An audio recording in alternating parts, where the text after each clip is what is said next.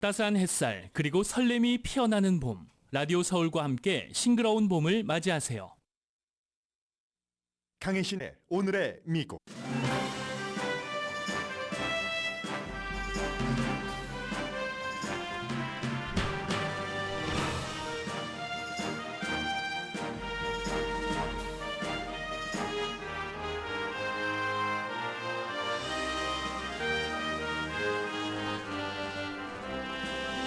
앤디 김 연방 하원 의원이 최초의 한인 연방 상원 의원이 될 가능성이 높아졌습니다. 민주당에서 함께 겨뤄왔던 뉴저지 주지사의 와이프 태미 머피가 후보에서 사퇴했습니다.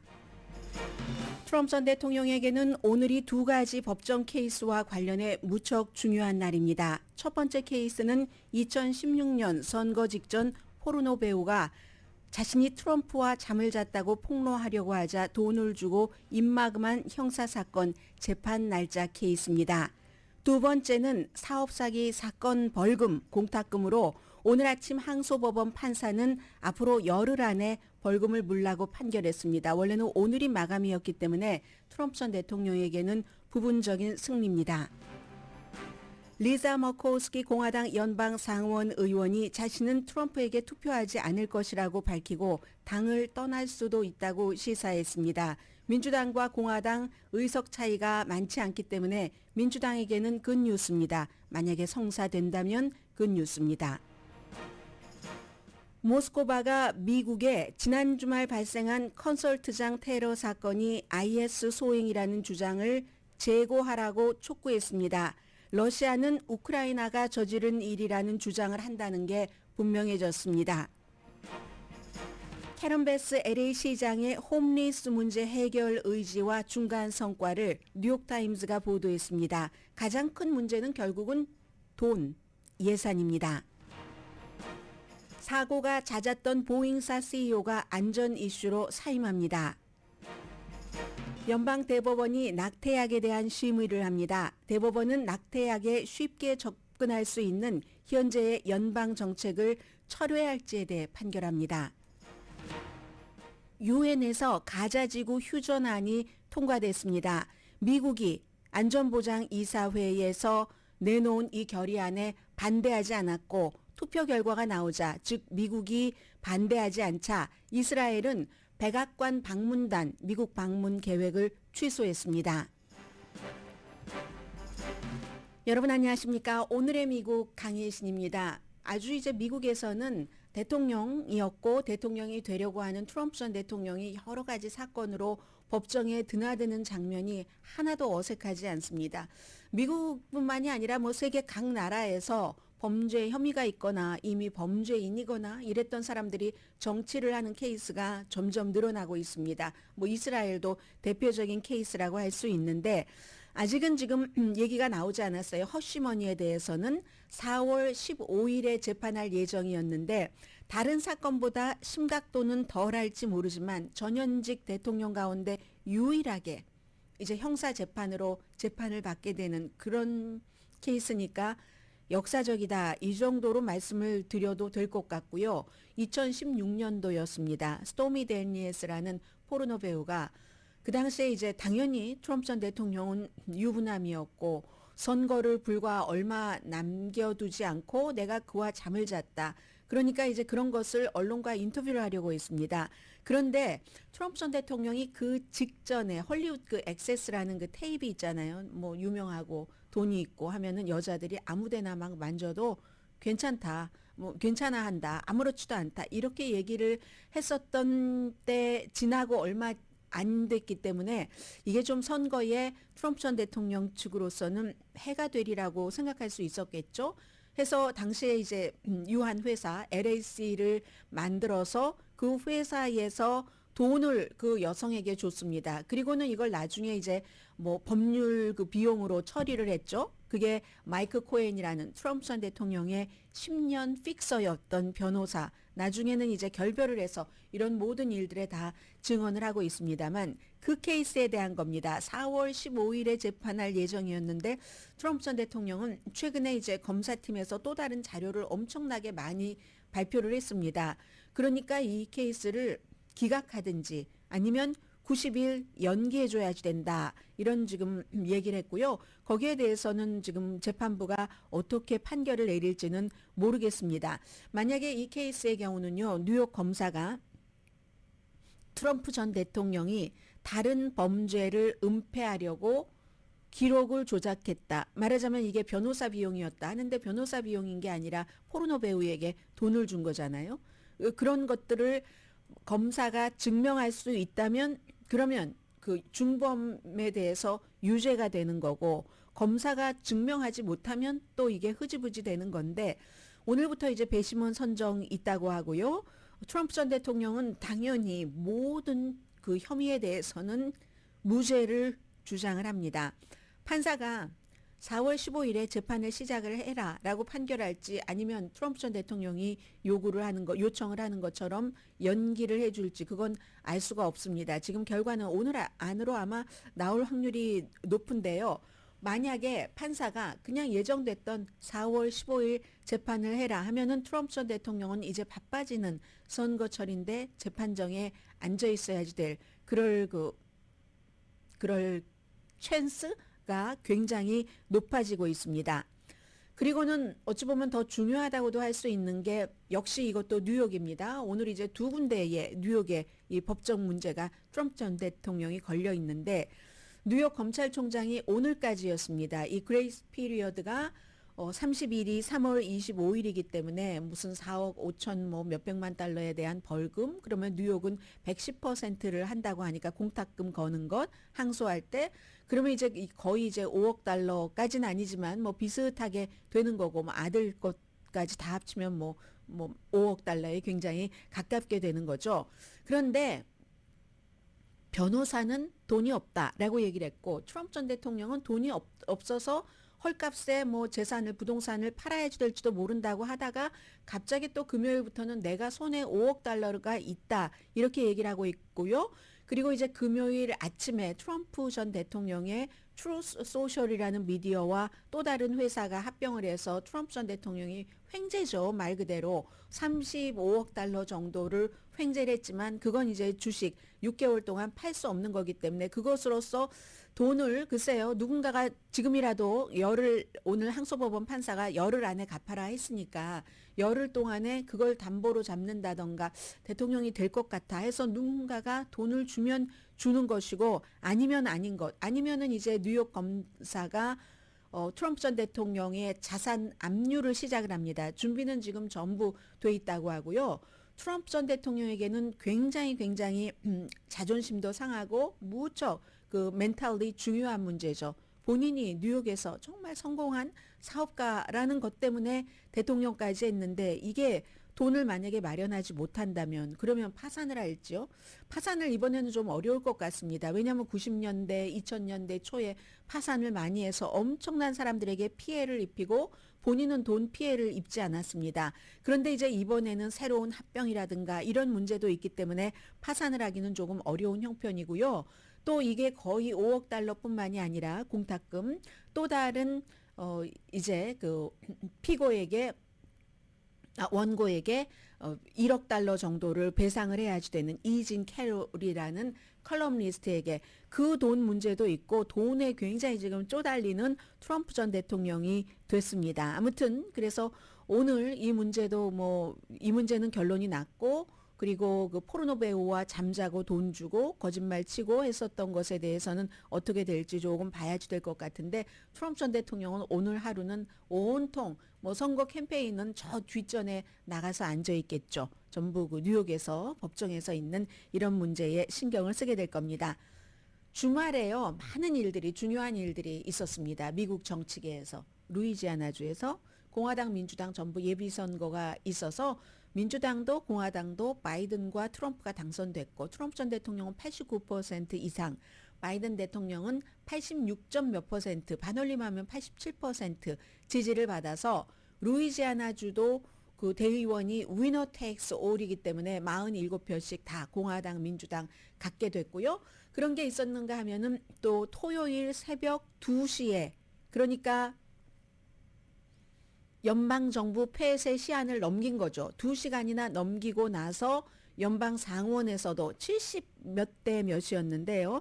70 몇 대 몇으로 아무튼 통과를 시켜서 연방 정부 폐쇄는 이제는 없게 됐습니다. 이제는 지난번에 25% 이렇게 저렇게 해서 만들어 놨고 어제도 만들어 놔서 연방 정부 폐쇄는 미국의 연방 그 회계 그 기간인 9월 31일까지 다시는 폐쇄하지 않게 됐다는 거. 이것도 이제 주말에 있었던 일이고요.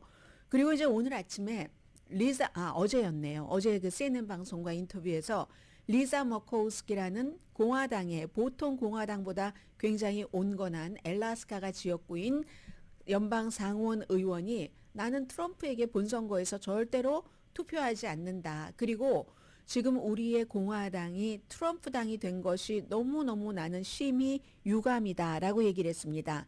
당을 떠날 가능성에 대해서 말했지만 앵커가 계속 물어봐요. 당을 떠날 것이냐. 거기에 대한 확답을 하진 않았습니다. 만약에 리사 머코우스키 엘라스카가 지역구인 공화당의 연방 상원 의원이 공화당을 떠난다면 민주당은 좋겠죠.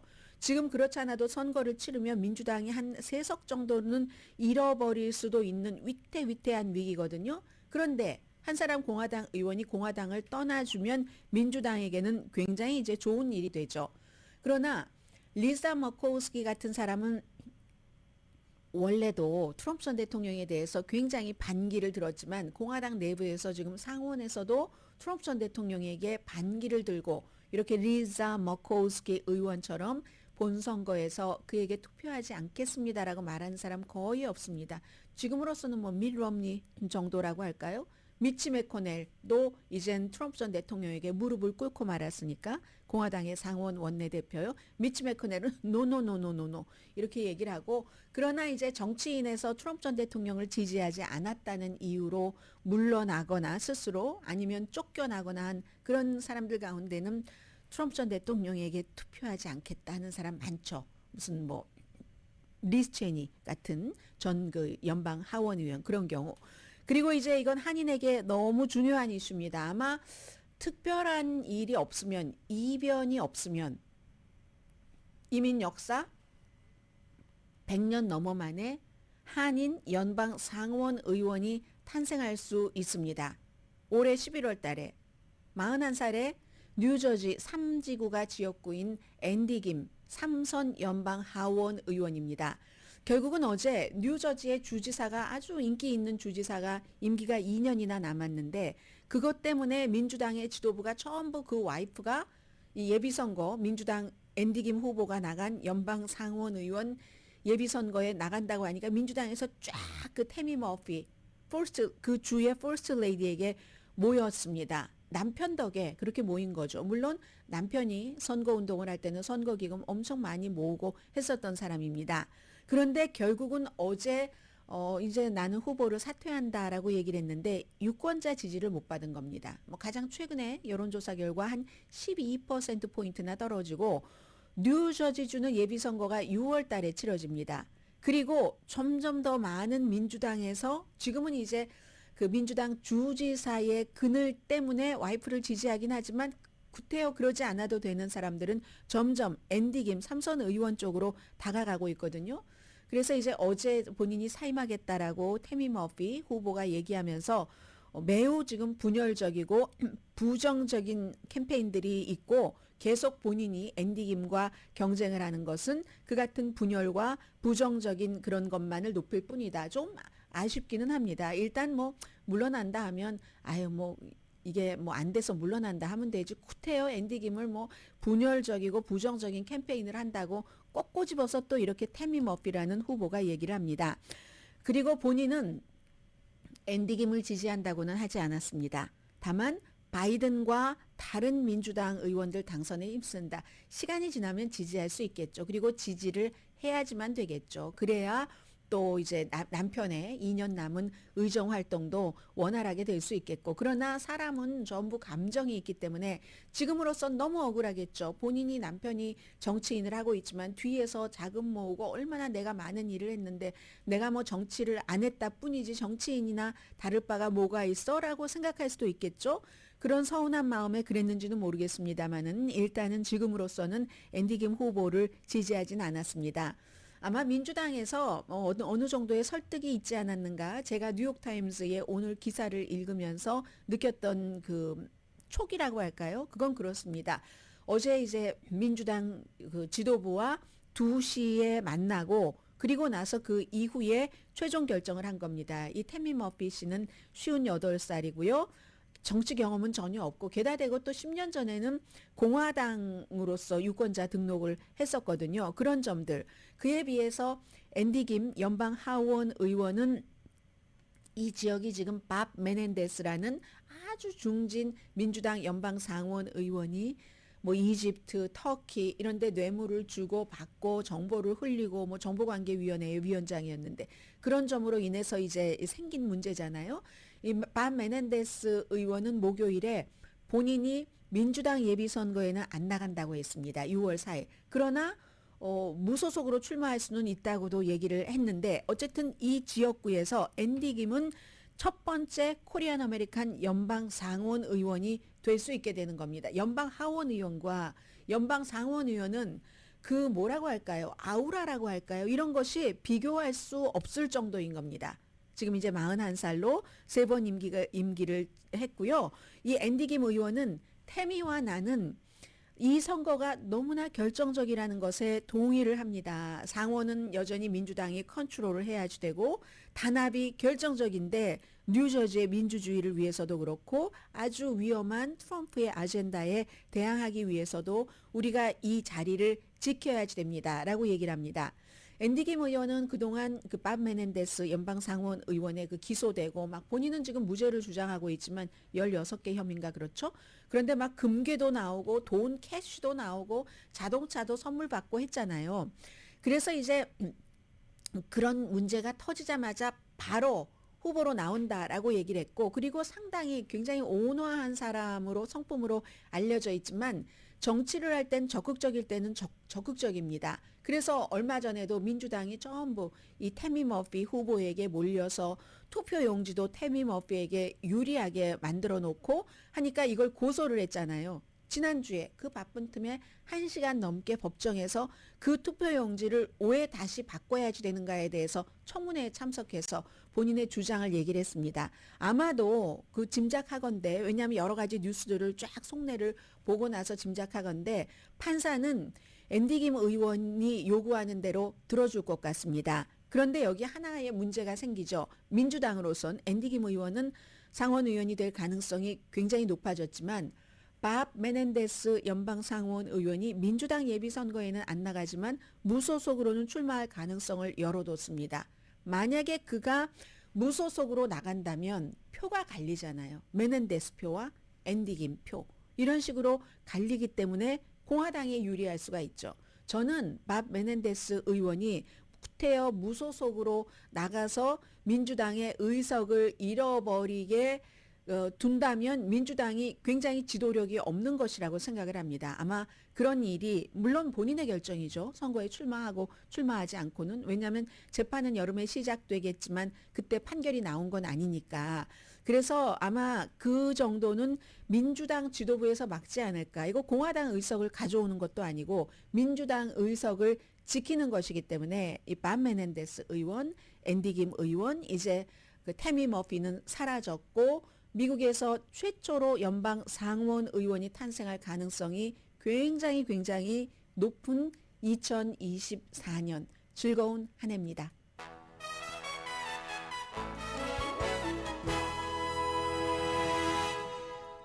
오늘의 미국은 전문가가 추천하는 이민법, 가정법 전문 제인정 종합법률사무소, 총 20억 달러 승소, 교통사고와 상해 전문 브라이언 타필라와 CG 변호사그룹 공동후원입니다.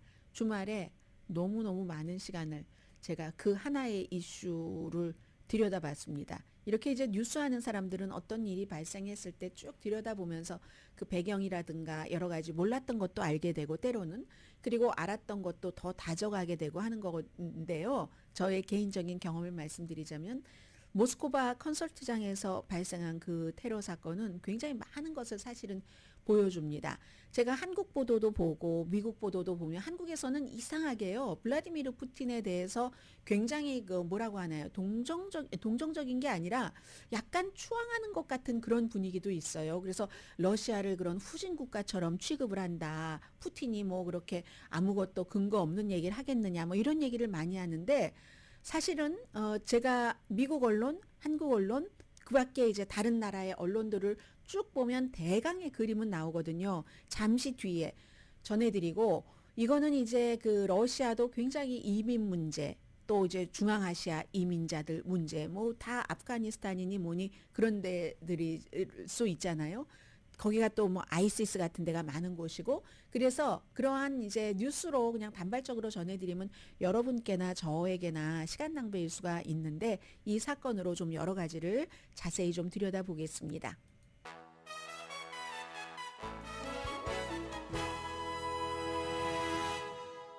라디오 서울 방송 오늘의 미국 듣고 계십니다. 네, 그 현지 날짜로 금요일에 이제 블라디미르 푸틴 러시아 대통령이 당선되지 며칠 되지 않았고 러시아가 굉장히 뭐라고 할까요? 페스티벌 무드입니다. 그 페스티벌 무드에서 모스크바에서 북서쪽으로 조금 떨어진 도시 이름이 뭐든가요? 도시 아무튼 크로커스인가 그렇습니다. 이 크로커스에서 컨설트장에서 사실은 그 총을 막 난사를 하고 그뿐만이 아니라 불도 질러서 그래서 이제 지붕이 내려앉고 하는 과정에서 뭐 지금 뭐 140명 이상이 숨졌고 또 그보다 훨씬 많은 사람이 부상을 했는데 그런 일이 있자 이슬라믹 스테이트 K 그 호라산 이슬라믹 스테이트라는 테러 그룹의 그 지부인데 특히 이제 여기 그 중앙아시아 쪽 호라산 쪽 아프가니스탄을 중심으로 해서 그쪽이 굉장히 강하답니다. 이 아이시스의 그 파워 같은 것은 본인들이 범행을 저지르면서 바디캠을 달고 저질렀습니다. 그래서 바로 아이시스가 공개를 했고 추가 비디오도 나왔고 BBC 방송이 이게 진짜다라고 확인을 했습니다. 그런데 이 이슬라믹 스테이트 그 K 호라사는요, 2021년이라든가 아니면 그 전에도 러시아에 대해서 테러를 저지른 적이 있고, 미군이 아프가니스탄 카불에서 그때 철수할 때, 그때도 뭐 자살 공격했었던 게 바로 이 아이시스 이 K입니다. 특히 이제 이 아이시스 K는 시리아의 바사르 알 아사드를 굉장히 그 블라디미르 푸틴이 친하면서 도와주는 것을 싫어하고 이란을 도와주는 것을 싫어하고 또 블라디미르 푸틴이 체첸과 아주 잔혹한 전쟁을 저지르고 그리고 어떤 것은 아파트먼트 사건이 있으면 저게 체첸이 뒤에 있어 하면서 쳐들어가고 했었던 것을 굉장히 싫어합니다. 뭐 더 멀리 가자면 아프가니스탄 침공 자체도 94년부터 뭐 2009년까지 그것도 굉장히 싫어해서 그동안에 뭐 여러 이런 테러를 저지른 적은 있습니다. 그리고 미국도 이 아이시스가 맞다고 얘기를 하고 있고 미국은 뭐 2주일 전에 러시아에 경고를 했다고 하고 급박하게 무슨 뭐 컨설트장이라든가 또 이런 그 사원 같은데 공격받을 수 있다 했더니 바로 그 공격이 일어나기 사흘 전에 블라디미르 푸틴이 미국 니들이 뭘 알아? 우리를 막 이렇게 헤쳐놓으려고 이렇게 하는 거지 하고 그걸 확실하게 이제 무시했다는 거잖아요. 지난번에 이스라엘에서 하마스에 관한 그 같은 경고가 있었음에도 지들이 하긴 뭐래 하고 무시했었던 것과 사실은 마찬가지입니다. 그래서 벤자민 네탄야후의 어떤 정보력이라든가 그 국민의 안전을 지키는 그 힘이 굉장히 약해졌죠. 이번에도 똑같이 대입해서 보시면 됩니다. 그래서 그러면 아이시스, 영국, 미국이 일단은 아이시스 K가 한 것이다 하고 의견 일치를 받습니다. 러시아는 우크라이나가 배후에 있는 것 같다. 이것도 정확하게 얘기하지는 않습니다. 그런 것 같다 하는 식으로 얘기를 하면서 왜냐하면 잡힌 범인들이 뭐 어떤 지역에서 르노를 타고 하얀색 르노를 타고 우크라이나로 대피하려고 했어. 그러니까 브라이안스키라는 지역이랍니다. 그랬더니 우크라이나에서 그쪽 지역에서 있었으면 대체로 이제 다른 그 우크라이나 북부로 가게 되는 게 많은데 그리고 상식적으로 좀 머리를 좀 한번 써봐라. 러시아와 우크라이나의 국경은 그야말로 도망치려는 사람에게는 지뢰밭인데 거기 군인들이 얼마나 많이 배치가 됐겠습니까? 군인들뿐만이 아니라 정보 당국도, 러시아 정보 당국도. 그런데 왜 이 러시아에서 우크라이나로 온다고 하느냐? 그렇기 때문에 우크라이나가 했다고? 우크라이나가 해서 그쪽에 가서 피신하려고 한다고. 그런데 저는 그거보다는 오히려 지금 이 시점에 우크라이나가 만약에 러시아에 쳐들어가서 민간인을 그렇게 공격해서 그처럼 많은 사람이 숨지면 미국이나 유럽이 더 이상은 우크라이나를 지원해 주기가 거의 불가능해집니다. 우크라이나가 바보가 아니잖아요. 그래서 이제 이런 것들이 중요하고 오히려 우크라이나에서는 과거에도 체첸 반군 뭐 이런 거 이용한 적 있으니까 자자극 아니야? 라고 얘기를 하는데 러시아도 지금 뭐 선거가 끝난 지 얼마 되지 않았는데 이런 것을 자자끝까지야 벌리랴. 다만 이런 사건이 일어났을 때 우크라이나에 약간 뒤집어 씌우면서 뭐 지금 군인들도 더 필요하잖아요. 군인들도 모집하고 국민들 슬퍼하고 분노하는 것을 확 본인 곁으로 끌어당기고 이럴 것은 있을지언정 자자극이라는 것도 좀 그렇고 전문가들 얘기입니다. 우크라이나가 이걸 배후에서 조정을 했다 하는 것도 우크라이나에게는 완전 자살골 넣는 거기 때문에 있을 수가 없다 하는 거고 오늘 아침에는요 러시아가 미국을 향해서 재고하시라. 러시아에 푸틴을 칭송하는 그 신문들이 많잖아요. 콤소몰스카야 프라브다 신문이 외무장관 말을 실었습니다. 백악관에게 묻겠다고. 아이시스라는 확신이 있는가? 그 바디캠 자체, 그 범행 저지른 자체는 아이시스인 건 맞아요.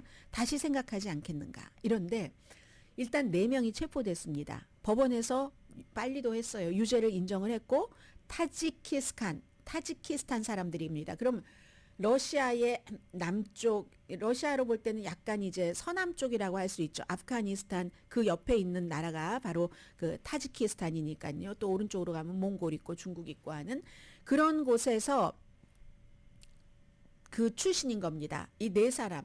그런데 14시간 만에 체포가 됐거든요. 너무너무 맞아서 온통 그냥 다 그리고 그런 걸 보여줘요. 러시아에서.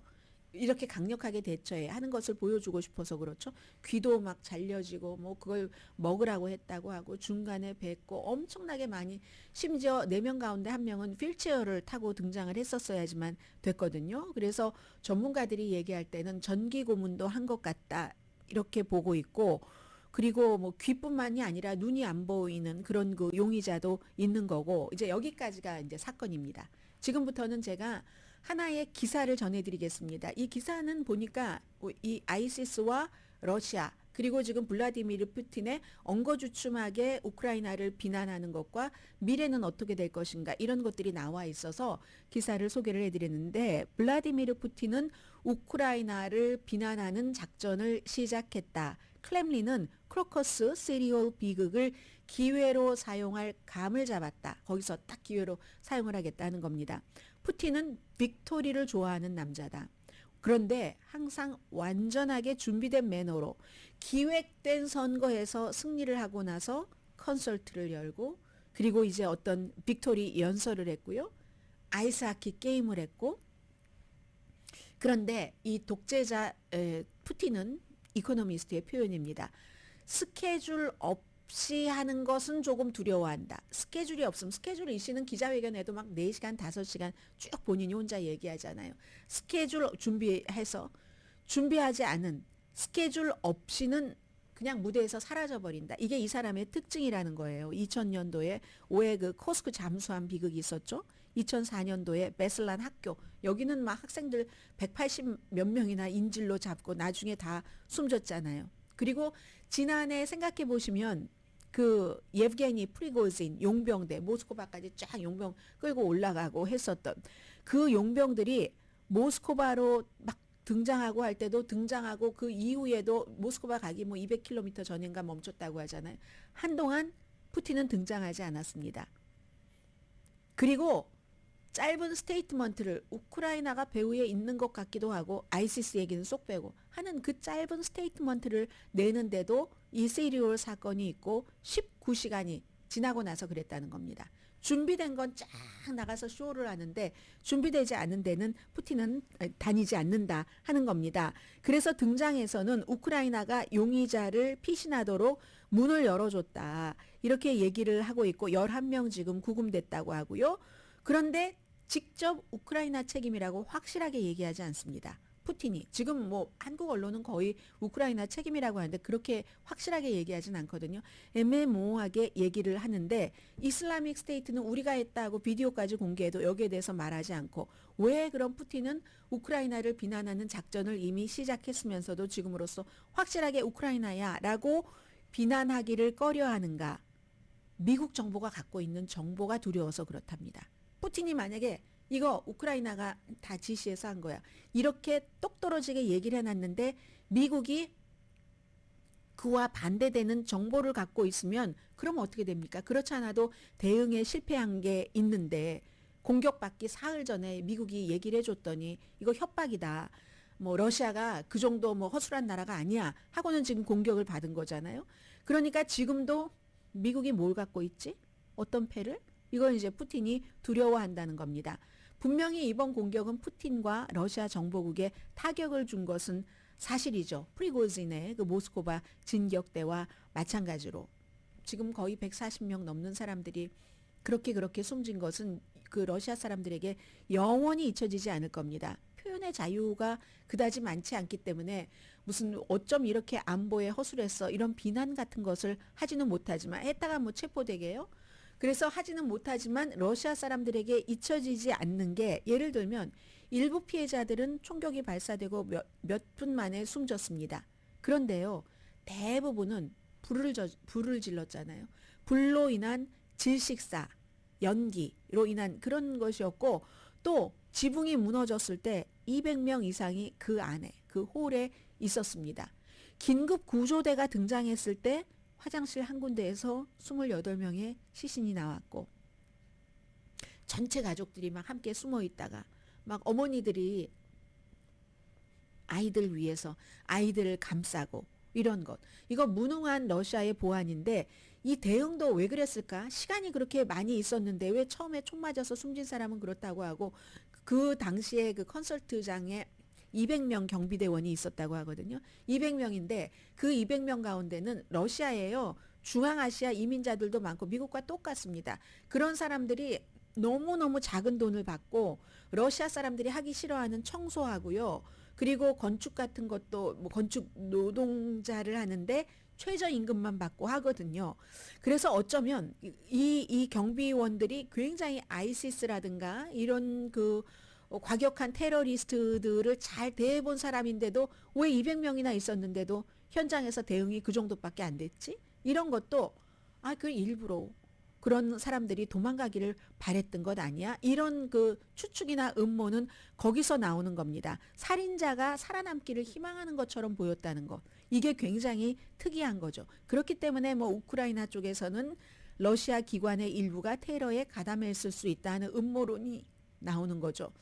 뭐 가담이나 주도는 아니라도 방관 정도는 우리에게 그렇게 중앙아시아 사람들에게 부려만 먹고 우리를 아주 동물 취급했지? 뭐 이런 식으로 당해봐라. 이럴 수도 있다는 얘기를 합니다.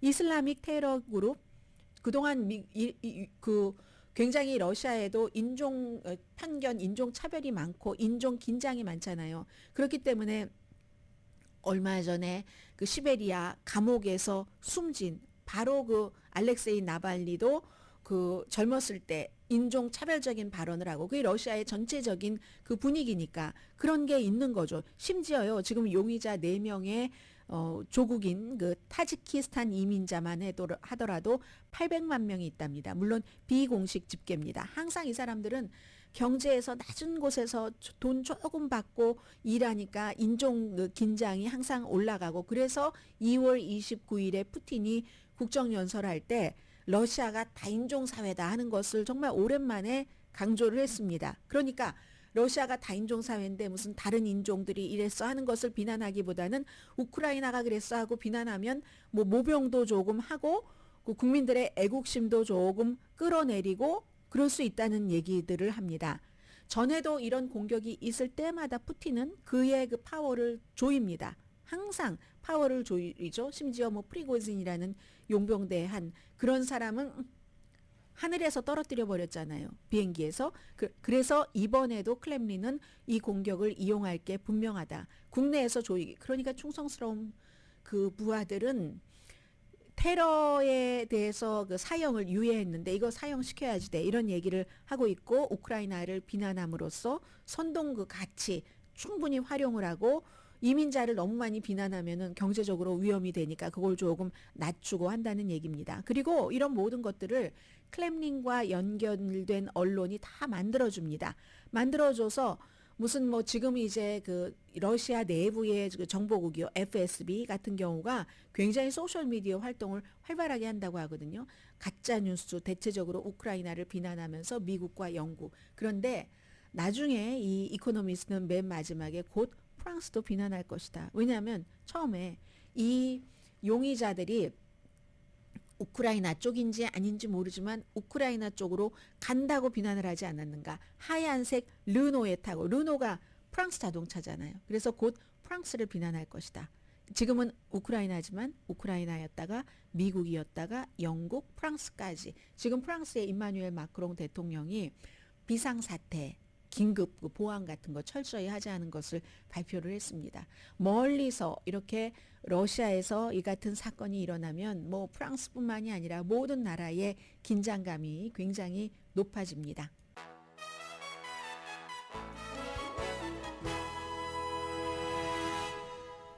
라디오 서울 방송 오늘의 미국 듣고 계십니다. 네, 그동안에 그 보잉이 그렇게 막 여기저기서 어려운 문제들이 터지더니 결국은 데빗 칼훈 그 CEO가 올해 말에 그만두겠다고 오늘 발표를 했습니다. 올해 말에 그만두는데 다 인수 과정이 있잖아요. 그래서 미리 발표를 한 거고 보잉의 문제는 뭐 너무 잘 알고 계십니다. 737 맥스 9 오틀랜드가 아니라 오레곤주 포틀랜드에서 뭐 가는 뭐 엘라스카 에어라인 뭐 비상문이 열리고 나중에 봤더니 볼트 4개가 없었다. 느슨했다. 부상자는 다행히 없었지만 그 뒤에도 이런 거 비슷한 일들이 많이 일어났고 결국은 오늘 그 CEO가 사임 발표를 하면서 보잉의 분수령이다. 우리가 정말 이런 사고에 대해서 완전하게 투명하게 답을 해야지 된다. 이 CEO뿐만이 아니라요. 이사장도 올해 말에 재선 이사장 그 선출에 나가지 않는다고 했고 보잉 상업용 비행기 분야의 사장도 뭐 이 사람은 즉시 은퇴를 한답니다. 상공 그 16,000피트에서 갑자기 문짝이 날아가고 하니까 참 이런 일이 한 번 있는 것도 아니고 그리고 여러 번 뭐 사람이 사망한 그런 사고도 일어났었잖아요. 그리고는 이제 품질 관리, 보잉이 워낙 잘 팔리기도 하고 하니까 뭐 빨리빨리 제조해라 하는 이런 것들 때문에 얼마 전에 뭐 자동차 안에서 숨진 채 발견된 보잉의 내부 고발자는 일부러 무슨 예를 들어서 그 산소 마스크 같은 것 이런 것은 사람들이 품질 함량 미달인데도 그냥 하고 이랬다 뭐 이런 얘기까지 나왔었잖아요. 어쨌든 보잉에 대해서는 그게 그 가장 중요한 핵심인 것 같습니다. 전문가들 얘기를 들어보면 보잉이 아주 예전에는 보잉 안 타고 어디 갈 수 있는 데가 없었는데 지금은 작은 그 항공사도 많이 나오고 했는데 아직도 보잉이라든가 에어버스가 세계에는 굉장히 필요합니다. 지금 중국도 따라잡고는 있지만 도저히 이게 뭐 갭이 있거든요. 갭이 있으니까 보잉이 필요하고 그만큼 지금 최근에 실수가 많이 있지만 그동안의 노하우라는 게 있는 것이기 때문에 분명히 문제를 고칠 수 있다. 그런데 문제를 고치려면은 제일 중요한 게 지금 물러나는 CEO도 얘기했지만 투명성. 이 투명성이라는 게 사실은 솔직하지 않은 얘기잖아요. 우리가 뭐 문제 있으면 사람들이 뭐 고소할까봐 문제 있다고 하면 우리 거 안 탈까봐 쉬쉬 감추고 있는데 그러지 말고 문제를 정확하게 얘기를 하고 인정을 하고 그 뒤부터 이제 시작을 해야지 오히려 문제를 고치는 시간이 줄어든다 하는 얘기입니다. 감추면 감출수록 상황은 오래 지속되고 결국은 문제를 해결하기가 어려워진다 이런 얘기. 보잉이 그래서 뭐 CEO가 얘기하는 대로 정말 그야말로 분수령일지도 모르겠습니다. 오늘 아침에 이 뉴욕타임스가 제법 긴 길이의 캐런 베스 LA 시장의 홈리스 피플 문제를 어떻게 지금까지 1년 반 정도 처리해 왔는가 하는 것을 보도를 했습니다. 이건 로스앤젤레스 지역에서 로컬 뉴스로 정말 많이 들어왔었는데 로스앤젤레스의 홈리스가 그 문제가 미국에서 이렇게 중요한 거구나. 전국적인 매체가 또 기사도 엄청 길어요. 그래서 그동안 홈리스 피플 문제에 대해서 아우 정말 문제는 문제야 하면서도 왠지 아주 달가운 뉴스는 아니니까 멀리 하셨던 분들은 오늘 그 뉴욕타임즈의 기사로 한번 뭐 그동안 것을 쭉 팔로우업을 한다고 할까요? 좀 전해드리겠습니다. 처음에 캐런 베스 시장은 제일 처음에 신경을 썼던 게 베니스 비치라고 얘기를 합니다. 2022년도 말에 베니스 비치에 뭐 아놀드 슈와츠네거가 유명해진 골드짐이라든가 아니면 거기 또 부자들도 많이 살잖아요. 하니까 그 벽의 커버가 한 180달러 하는 이런 스토어가 있는데 거기에 이제 홈리스 피플들이 쫙 그 텐트를 치고 있는 거예요. 그걸 보고 야 이걸 어떻게 빨리 처리를 해야지 되겠다. 그래서 지금은 베니스 비치 괜찮은가 보죠. 한국 분들도 뭐 더러 살고 계시던데요. 최근에 베니스 비치에 가면 강아지 데리고 산책하는데 전혀 문제가 없다. 텐트가 없다. 이런 얘기를 합니다. 1년 넘어 만에 베니스 비치는 다른 데로 갔겠죠. 어디론가? 베니스 비치는 뭐 쉘터가 될 수도 있고요. 베니스 비치의 도보와 공원은 지금 깨끗해졌다. 그런데 여기까지는 좋았는데 추진력이 점점 약해지고 있다고 얘기를 합니다. 캐런 버스 LA 시장의 이 프로그램 이름이 그 인사이드 세이프잖아요. 이 프로그램이 모텔 룸을 홈리스 피플에게 주고 그런데 이 모텔 룸도 영구한 게 아니면은 결국은 해결되기 힘들고 전에는 모텔에 들어가라 하면 이 사람들이 자유롭고 하니까 모텔을 싫어했는데 지금은 이게 좀 습관이 되면서 어디서 모텔에 룸을 준대 하면은 그걸 듣고 찾아가는 사람들도 있답니다. 그렇긴 한데 아무튼 1년 반 정도를 유권자의 인내심에 정말 묻어서 왜 이렇게 빨리 못해? 하는 유권자 마음. 그러나 또 한쪽에선 아예 좀 기다려주지 해서 이만큼 해왔는데 또 진보적인 운동가들은 아니 깨끗하게 보이는 데만 신경 써. LA 시장은. 아니 홈리스 피플들의 영구적인 집 마련에는 관심이 없어. 또 이렇게 비난을 합니다. 70세예요. 캐런 베스 시장이. 시장 선거에 출마할 때까지만 하더라도 6선 연방 하원 의원이었습니다. 워싱턴에서 아주 성공한 연방 하원 의원이었었죠. 그 전에 소셜워커도 했고 의사의 간호사 보조도 했고 이쪽 미국 로스앤젤레스에서 아주 정말 활동을 많이 커뮤니티 오거나이저 뭐 비슷하게 했었던 사람인데 본인이 로스앤젤레스에 오래 있었기 때문에 안다는 겁니다. 1990년대 유권자들은 중독자와 범죄를 딱 연관을 시켰다는 거예요. 그래서 그 당시에 막 무슨 마약 사범에 페널티도 높게 주고 감옥에 오래 들어가서 투옥 기간을 길게 하고 했죠. 최근에도 비슷한 상황인데 최근에는 지금 거리에 있는 홈리스 피플들이 범죄의 온상이다. 사람들이 이런 인식이 굉장히 많다고 얘기를 합니다. 그래서 가장 중요한 이슈가 홈리스 피플의 캠프를 치우는 거죠. 그리고 텐트가 있는 한은 뭐 집을 지을 수도 없고 제일 끝에는 결국은 돈이 문제이긴 하지만 어쨌든 텐트를 치우는 이게 그 프라이어리티인데 2022년도 그 11월 달에 선거에서 10포인트 차이로 릭 카루소 개발업자에게 이겼습니다. 부자 개발업자에게. 이 사람은 체포하는 것으로 치우겠다라고 얘기를 했습니다. 그래서 한인분들 가운데서 홈리스 피플 체포한다고 해서 리카루소를 좋아하시는 분들 지금도 많이 계십니다. 아주 뭐 큰 이머전시 텐트에 넣어버린다 뭐 이런 얘기도 했었고 어쨌든 캐런 베스는 이제 그와는 달리 처음에 취임하고 나서 35군데 캠프가 많은 곳으로 사람들을 보내서 조사를 하고 그래서 결국은 이 노숙자들이 모텔방이 있어요 하는 데까지 등장하는 사람들도 있는데 시정부에서 다 할 수가 없는 거죠. 시정부에서는 깨끗이 텐트 치우고 청소하고까지는 하는데 장기 주택이라든가 마약 치료, 건강 이런 보다 근본적인 문제는 카운티에서 해줘야지 됩니다. 같이 시정부와 카운티가 협조를 해야지 되는데 여러 가지 진보는 아니 뭐 돈 없어서 홈리스 피플 된 사람들을 범죄화하네 뭐 이런 얘기들도 많이 하고요. 그런데 어쨌든 이 기사 나중에 보면 그 실버레이크 호텔이 홈리스 피플 호텔이 된 것 같아요. 101 뭐 베버리 블루버드 있는데 오른편에 있잖아요. 101 입구 가기 직전에. 그래서 인사이드 그 세이프로 2,100명 쉘터로 옮겼고 400명에게 영구한 집을 줬는데 그런데 지금 돈이 모자라기 때문에 더 이상 어떻게 하지도 못하고 1년 예산이 1억 1천만 달러. 그러면 또 어디서 지출을 줄여야지 되고 앞으로의 문제는 모른다. 일단 베니스 비치는 살아났지만 이게 뉴욕타임스의 보도입니다.